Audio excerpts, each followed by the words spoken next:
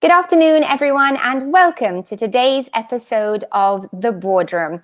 And today we're going to be touching upon a topic that I know a lot of you are very curious about, have lots of questions about, which is whether we can start traveling again. Of course, we know that we can start traveling, but should we? First of all, though, we are live today on Facebook, and I'd love to receive any questions or comments that you have for our interviewees today. So if you're watching us live, please do add your comments and your questions below. If you don't manage to catch us live, don't worry. This will be streamed back on who'swho.mt, Malta's leading business portal. Now, as I said, today's conversation is all about travel, and we have three leading minds from the business of travel, especially travel out of Malta, who are going to give us their insight as to what we should expect from the weeks and months ahead when it comes to our travel plans. And I'm going to welcome them here with us today. They are Lilly Muscat, who is the owner and managing director of Royal Travel.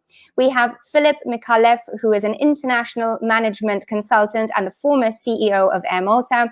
And we have Rachel Vella, who of course is the director of ROCS Group. Good afternoon, everyone, and thank you so much for being here with me on The Boardroom. I will just caveat slightly to say that, Lilly, we know we're having a couple of technical difficulties with you when it comes to sound, so you very kindly have muted yourself until I come to you with a question. Don't worry, everybody, we will be able to get Lily's input as we go through the conversation. So, Rachel, I'm going to start by coming to you, and it would be great to have just a bit of insight into what happened with COVID, how travel obviously came to a complete halt, and perhaps your ideas about how the industry stands at the moment. Good afternoon to you, Joe. Obviously, this for us is something that we never experienced at all. It's unprecedented, I must say and admit freely. We've never been through something which has hit us so hard.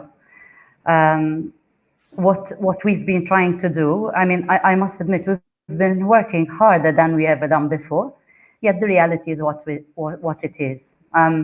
It's not just a situation which has hit ROCS or has hit Malta, it's a worldwide calamity. And we've been trying our utmost to still keep up our service, the service that we were actually always known for, and still find a solution for each and every client of ours. It has not been easy because we're calculating that from about March till May, June, we were hit by about 10,000 clients. So we got 10,000 clients literally coming to us, obviously wanting to know what's going to happen with their hard-earned money, with the holiday that they had planned with their family. But we've been trying to see how we can find solutions for everyone. What we've been finding the most challenging, needless to say, is the uncertainty of not knowing what next month will bring along. First, it was in March. We were asked to cancel till the end of March. Then it was April until the end of April. So literally every month we've been on hold, people expecting answers from us. And in reality, and sadly to say, we didn't even know ourselves because we were waiting actually for the authorities to give us direction. And then the most crucial, maybe in our part, what we've had as the most challenging is the fact that as a tour operator, handling the people we are handling every year, because we estimate we are handling about 25 to 30,000 Maltese clients going abroad every year. The fact that our money, our license obliges us to pass on the money to our suppliers immediately. So when you come to our office to book a holiday there and then, it's generally that we are paying our suppliers there and then so as to assure and guarantee your seat, your room, your cabin on the cruise and so forth. The money is not held in our pockets, it's not held in our drawers, but obviously people not being in the travel industry themselves cannot understand this. So what we've been trying to do since March is finding solutions with our partners to try and keep our clients happy. I will develop later on, but one of the most challenging things is that since we are a tour operator, we fall under the Package Holiday Directive. Kindly enough, the government has given us 6 months breathing space until we find a solution with the suppliers. Yet, having said that, even though it's an EU regulation and we are bound to follow it, there are at least 9 member states in Europe which have ignored it completely. So what's happening is that countries, member states like Italy, like France, like Germany, Belgium, Cyprus, Denmark, they all have their own ways of dealing with it. They've dealt with it with a postponement-only option, while the rest of us in Europe have to follow the package directive, and that's creating a lot of hassle. So we get our suppliers, let me talk about Paris, because we're very strong on Paris. We handle about 80% of the group's market going to Paris. They're following their legislation, and their regulations now are saying that it's a postponement-only situation, whilst we in Malta have the package directive, which says that eventually the client, if the client wants to be refunded, should be refunded. Yet the money is not in our pockets. So there's a lot of things that, to be honest, it is totally unprecedented, and not in a million years we ever expected to be faced with such a situation. Of course. Well, thank you, Rachel, for that very interesting introduction there to a little bit about what the industry is going through. And I'll come back to you in a minute, Rachel, for some more insight about that. And Philip, I'll come to you next. Obviously, again, a very, very experienced person in the travel industry here in Malta. What have been your thoughts over the past few weeks, and how do you see things developing in the very short term? Well, in the last, I would say, 3 months, traveling has actually stopped drastically, and the people did not travel. Now that airports are opening up, the way I am actually seeing it is twofold. You have the business travel, which many businessmen try to get around by conference calls, by emails, by online stuff, but there are certain things like negotiations of contracts and things like that the best thing is to have a face-to-face meeting. And there are other things also that have stopped. Conferences. I remember I was booked to go on a mobile World Mobile Conference in Barcelona end of February, which was cancelled, and there it was a unique opportunity to actually see what all the suppliers are doing, to meet all your peers and network. So that's on the business travel. Now on the business travel, I think it will slowly pick up. It will not pick up as it was before, because people, I think, have got used to the conference call, so they will think twice before deciding whether they go on a trip. But I think still there are things that have to be done face to face, like complex contract negotiations and many other things. So that's the business travel.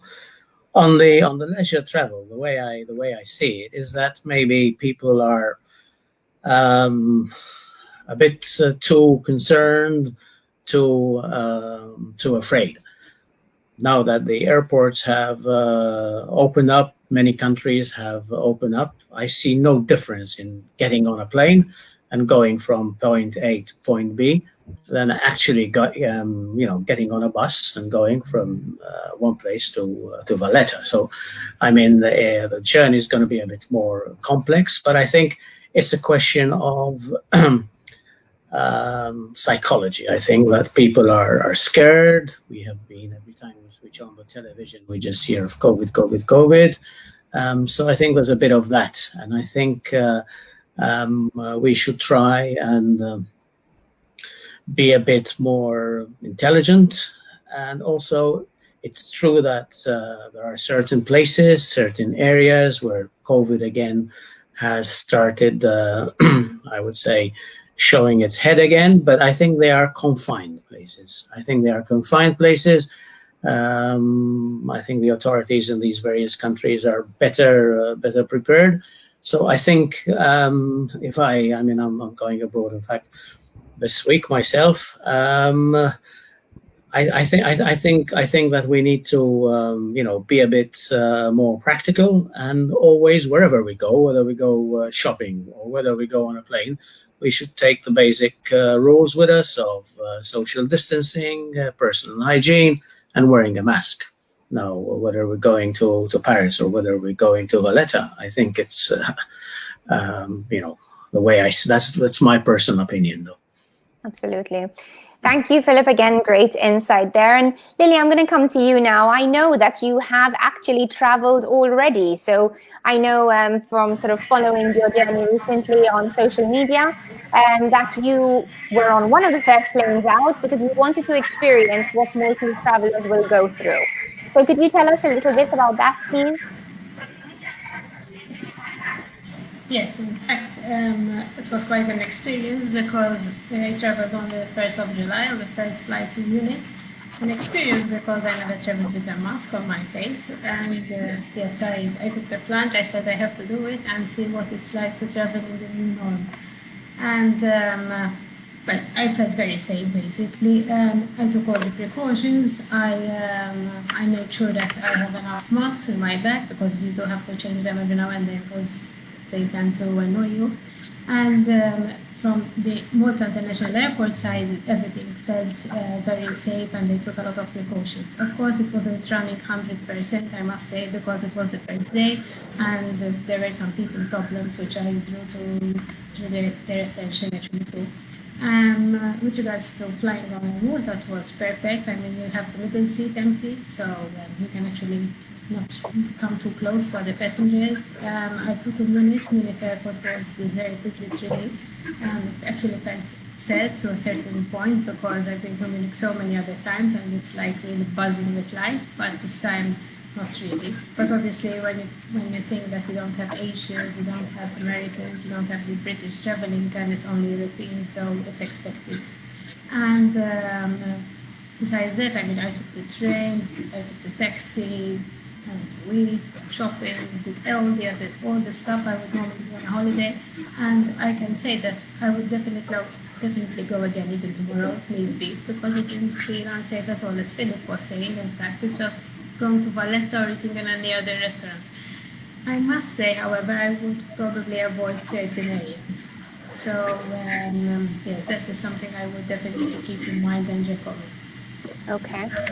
Okay, thank you, Lily. And again, we'll come back to you for a little bit more insight in a minute. Rachel, how is the business picking up now? I mean, I know obviously you've been hit. We can't hope to match numbers that have been in past years. But now that things have opened up, do you think that Maltese people are starting to get interested in traveling again? Or do you think that generally this feeling of fear, which Lily doesn't have, is going to be with us for a little while? Well, I presume, like everything else in life, there are two kinds of people, right? The ones who can't wait to get off this island, and there are those who are a bit more skeptical about traveling because they're worried, especially those with children and all. I have had clients who definitely don't even want to dream about traveling at the moment. Yet on the other hand, then I have people even wanting to go to South Africa and they're telling me, listen, I don't care about this COVID. This COVID is going to be around with us. I can stay inside, locked in my home, or I can take the plunge and go. And please don't tell me that like ROCS will be cancelling its groups or its travel. Please don't, because we really want to get out of here. I think this is something that we're going to have to live with, and we're going to have to take the plunge and go. I mean, I have no issues in traveling. To be honest, I'm really looking forward to get out of the place. Okay, maybe at the moment it's not the ideal. You don't go to those countries, those destinations where obviously they're not over their issues yet, their problems yet. But then there are other countries which have done very well. One of the particular destinations I would like propose, like Cyprus, where they've really handled it well. It's clear that the Maltese are comfortable going to Sicily because apparently even on the first weekend people have really moved to Sicily. So we just have to be a bit selective until the situation gets better. But yes, I mean, I can't imagine. We had, in the past 20, 30 years, our lifestyle had become so great, you know. Every 2 seconds we're out of the country, we're going to Rome, to Paris, to London, you know. I can't foresee that this can take much longer. Obviously, I can't predict the future, and I can't predict if things will deteriorate, but from my point of view, definitely sooner rather than later, we need to get traveling again. As a company, we have taken a decision to start focusing on 2021.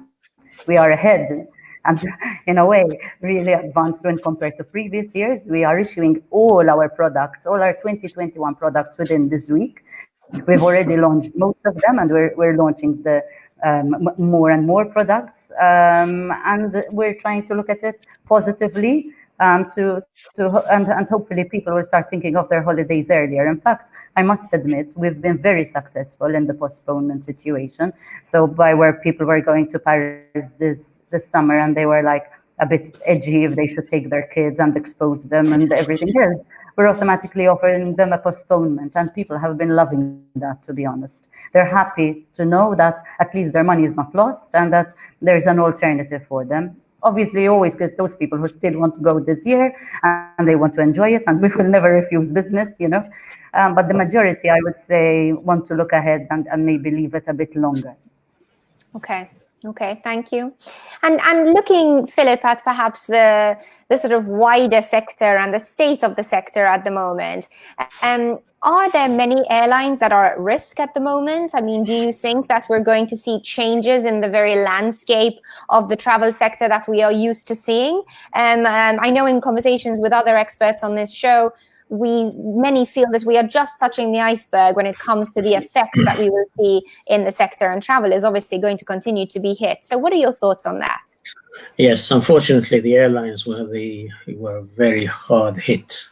Basically, every airline you hear has been either firing people or actually cost cutting and grounding planes.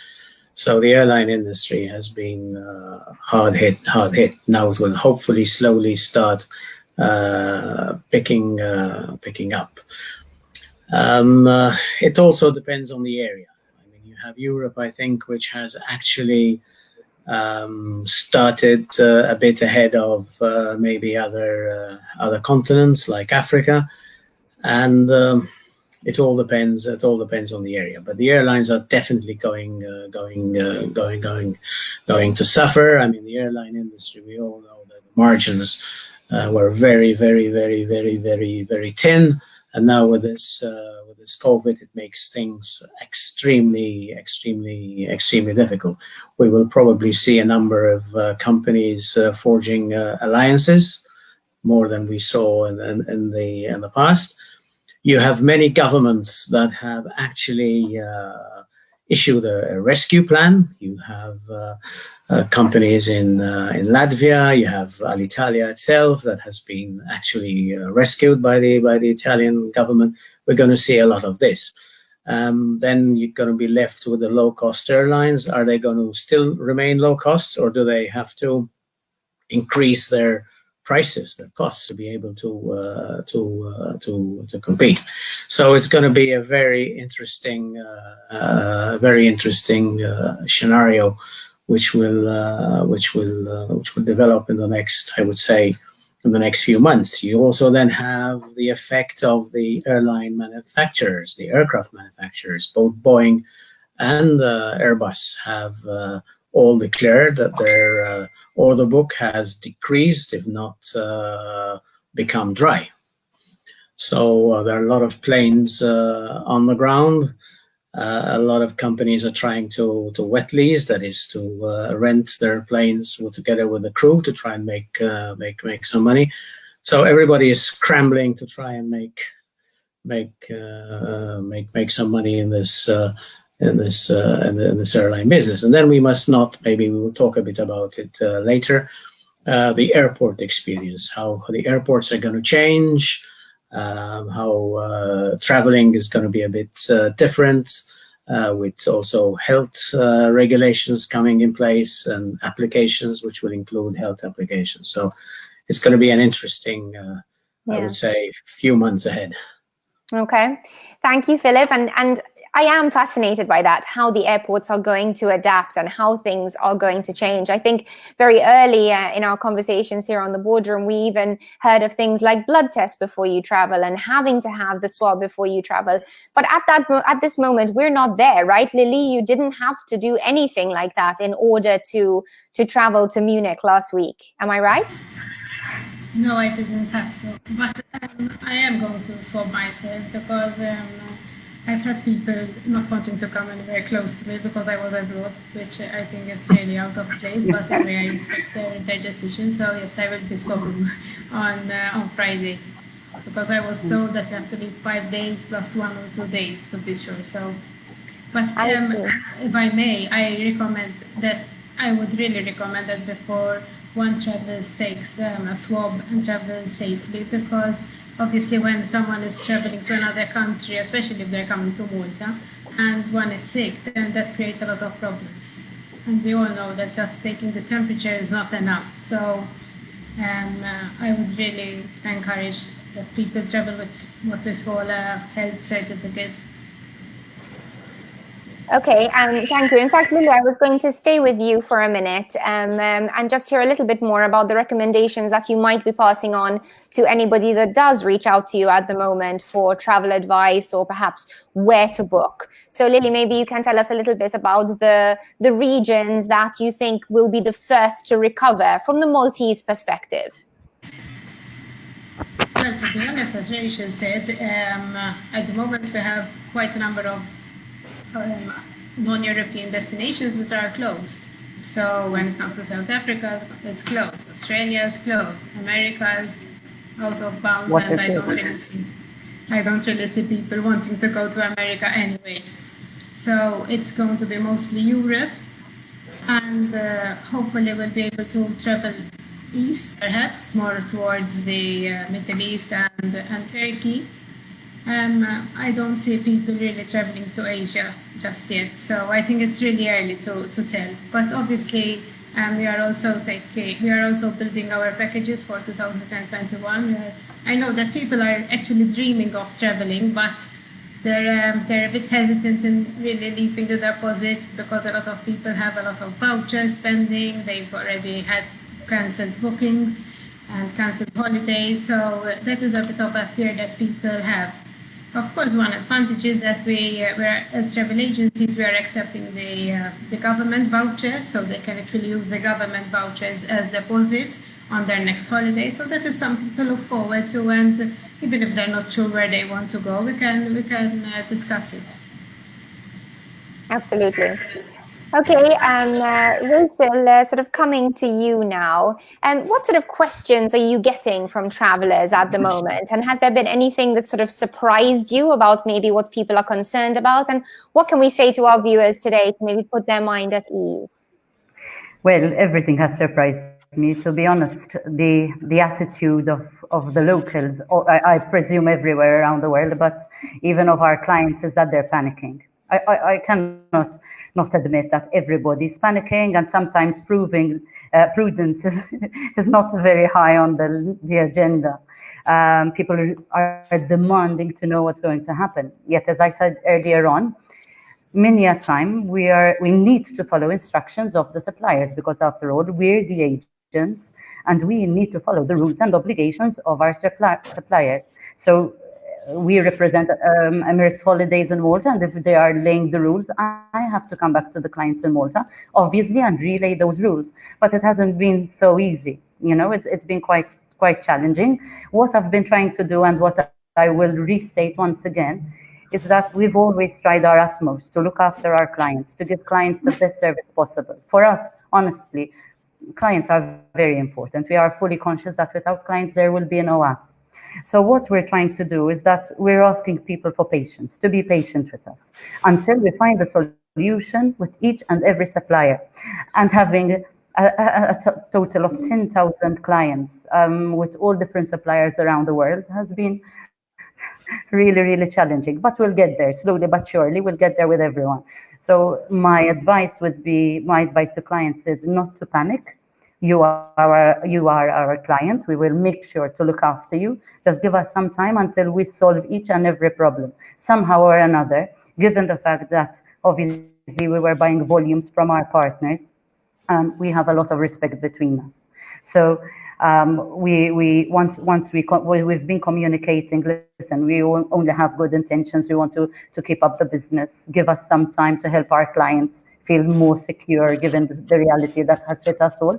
More or less, not with everyone, but more or less, we've been finding solutions. But we cannot deny the fact that, like, Air Malta came out a few weeks ago stating that there's 40,000 people waiting for a refund or for an action.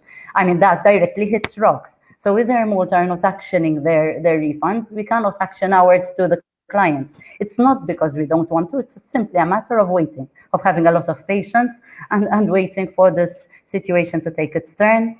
Definitely, none of us were waiting for this, none of us were expecting, and none of us are happy to be in this situation. I would rather that everyone would be on their holidays. Usually at the moment, we would be at the summer fair selling holidays like hotcakes. But the reality, you know, our future had different. I mean, we're not there. We have to adapt. We have to adapt to this change. But what I'm confident about is that I believe in the brand. I believe in our people. I believe in our clients, and that I think sooner rather than later we will be back to where we started. And hopefully, after this shocking reality, we'll come out even stronger than we ever been before. That is the positive thing, the positive way that I'm looking at it. If we manage to overcome this, we'll overcome everything, I presume. Absolutely. Lily, I know you would like to add something to that. Yes, I agree with Rachel, because at the end of the day, we are travel agents, and our job is to create holidays and people on their much-awaited trip abroad, and at the moment we're not doing any of that. So it's really we're actually doing something against what our profession is all about. So I totally agree with Rachel that it's a tough time. And in fact, even a lot of travel agencies have had to make redundant some of their staff as well because of the situation, which is really, really sad. But then again, you understand that we have been since March really working non-stop to get refunds back for the clients. And even though we've had a few arguments here and there with clients, I mean, I'm sure like everybody else has, sometimes they don't understand how difficult it is to persuade the supplier to refund back the money. So we're just busy refunding people's money, basically. So I really, really want to ask the people to be patient with us, because it's really not easy, and we're really, really doing our best. But on a positive note, I've had also a lot of people telling us that good thing they booked their holiday with a travel agent, because they were satisfied with the refund and the way the situation was handled. Whereas had they booked direct, probably they would have just gotten a no refund, and that's it. But obviously we do have a negotiating power because of the numbers and the amount of sales that we have. Absolutely. Thank you, Lily. Understood. Philip, coming to you, and off the back of that, maybe you could give us some insight into the wider economic effects of travel, and how it is going to, you know, there are going to be other issues related to unemployment. These people won't be able to travel. So maybe you have some insight into what this is going to look like. Exactly. We have so far spoken a bit about the appetite to travel. Now, obviously, the people that have the money, it's a question of appetite. But we must not forget also the people who unfortunately have lost their job, or who have lost a part-time job, who used to use that part-time job money to travel, or people who used to rent their apartment and now do not rent their apartment anymore, because the people who used to rent it have gone back to their country. So that obviously we must not forget those economic effects, which is going to have also on travel. Travel for many Maltese has become something very important every year. But then when it comes to the crunch, you start deciding your priorities. And if you don't have a job, I mean, travel falls way below. So that is something which I think we need to also take into effect. Now, another point that I've noticed, this is mostly abroad, people traveling abroad. For example, if we look at the Spanish situation, it is reckoned that this year only 30% of the Spaniards that traveled last year will travel abroad. But they are looking at rural places in the mountains. They're trying to avoid cities. They're trying to avoid big conglomerations. So even there's a pattern which is actually changing. They go with a family, get a farmhouse up in the mountains somewhere, or in a nice place by the sea. And even the hotels, I think we're going to see a shift of people having a bit of reluctance to go in these large 5-4-star hotels, and preferring to go into residences, or to go into farmhouses and sort of more secluded accommodation. So we're going to see a whole shift, I think, and probably both Rachel and Lilly are already starting to see these demands from people changing their tastes from previous years. Okay, and I Philip, think I think the Maldives would be the perfect solution. And the you know, if you're away on an island, having that fantastic sea and the sand and everything, and you're away from everyone, I think it couldn't get any better. I'm really looking forward to that, hopefully. Absolutely. Okay, so Philip, I just wanted to stay with you very briefly, just for your prediction, perhaps, of when you think things might return to normal. It's very difficult. I mean, if you read The Economist of this week, it spoke of not before 2022 that we will get back to our to our pre-COVID. Some say 2022, others say the World Tourism Organization spoke of 2023. So it's very difficult to predict. But again, it depends on the region. It depends on what type of traveler, whether it's a family, whether it's a business traveler, whether it depends. I think it all depends. But I think we need to also be a bit, as I said in my first intervention, also not be so alarmistic. I personally don't see any difference in going from place A to B and taking a plane or taking a bus. And I think as we move along, airports are going to become more secure. Planes are going to become more secure. And there's going to be, I think, more, I would say, health security, what I'm calling now health security. Like you put your boarding pass on your mobile, an application. I think we're already seeing certain countries where you put your health certificate already on your application, and you then just whiz through the airport. In the airport, we're going to see a lot of touchless points. We're not going to see a lot of human interaction. We've already seen it before, prior to COVID, but we're going to see even more and more now.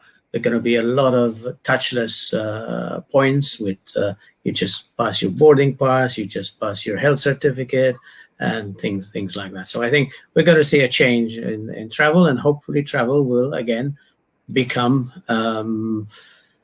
what it was before, because I think travel is important, not only from a commercial perspective, not only but also from a way of improving your culture, improving the way you think, learning from other countries. I think travel is an extremely important part of our life. That's the way I see it, anyhow. Absolutely. And of course, I'm sure none of us could have imagined this, the way things would change just a few months ago. So with that in mind, Lilly, as we wrap up this conversation, could I possibly ask for your final thoughts, whether to other people in the industry, of course, where we have a number of business leaders who watch this show looking for insight, or even to potential passengers who will be wanting to leave Malta to go on holiday or for business? Well, my advice is definitely not to be afraid and to take the plunge and travel.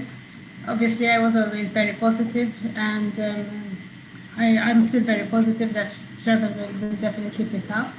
And yes, perhaps take the precautions and not go in cities where they have high numbers of cases. But yes, why not try the Austrian mountains, where you can get some fresh air and get away from a lot of people. That's exactly where I've been, besides Lilly. And yes, I do think that we have to make the most of the coming months, because, as they say, we don't know what's going to happen in the future. So yes, no, I think it's a good time to travel, also because there aren't so many tourists around. So why not try it out and see what it is. But from my perspective, even that I have traveled, it is safe. Obviously, just to be cautious. Like anything else in life, you just have to be cautious. That's it. That's it. For having on the program. Thank you, Lilly. Rachel, I'll come to you for your final thoughts on this as well. Obviously, we look forward to this very bad patch to be over. We will embrace it and we'll overcome it. As they say, at the end of the storm, there's the golden sky, and we really look forward to that. We look forward to restarting our business. We're all open. I must admit, yesterday we opened all our offices. All our staff are back at work. Obviously, eagerly waiting for all clients to return to us. It will make us work harder than we were doing. We were already working very, very hard, but we are more determined to come out with better packages, more interesting ideas. We just need to work a bit harder to get the people to look at travel. Maybe now that we've passed through these 4 months, which have been very, very challenging for everyone, yet the travel industry in particular. I think we were the first to get into this mess in a way. We were the first to face it, and we will be the last ones out. But we are hopeful, and we look forward to overcome it like any other challenge which we've had in the past. Being in travel, I'm sure Lily can confirm, and even Philip can confirm. Travel is surely not for the lighthearted. Whether you're in the airline industry or in the tour operating business, in the cruise line business, it's not for the lighthearted, because most of what we do, we feel vulnerable all the time, not knowing what will happen, the ash clouds or wars or terrorism, or we're always facing something new.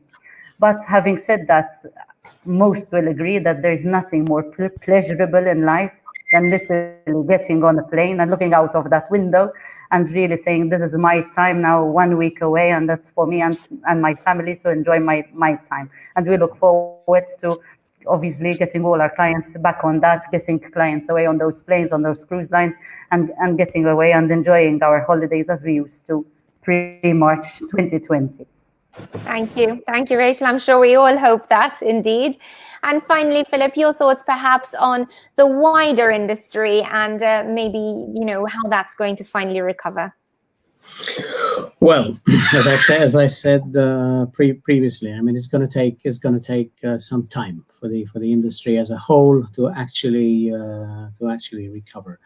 But I think with the right precautions and some adjustments to the way we travel, and people taking precautions when traveling, I think we should be out of this, what I call, mess that we're actually in at the moment. And I think it all depends again on the will and the of the people.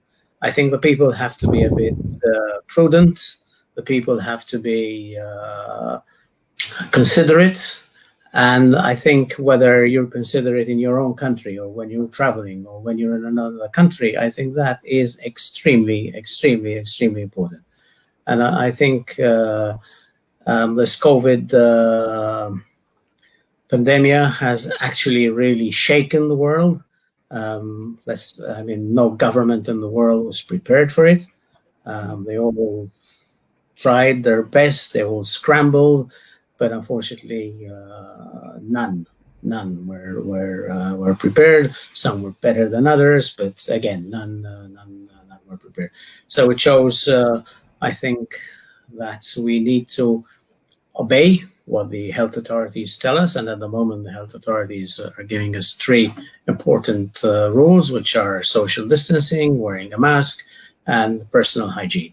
And I think if we keep those and use those wherever we are, whether we're in Malta, whether we're in Paris, or whether we're in wherever we are in Australia, I think we should be living in a much, much, much safer world.